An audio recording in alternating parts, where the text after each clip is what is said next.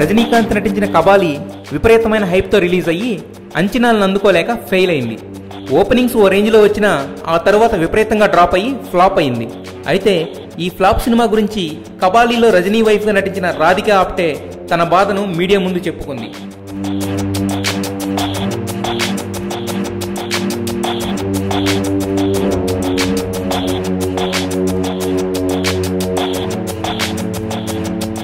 ఈ సినిమా ప్రమోషన్స్లో పాల్గొనలేకపోవడం తనకు బాగా బాధ కలిగించిందని, హిందీ మూవీ షూటింగ్లో బిజీగా ఉండడం వల్ల రాలేకపోయానని వాపోయింది.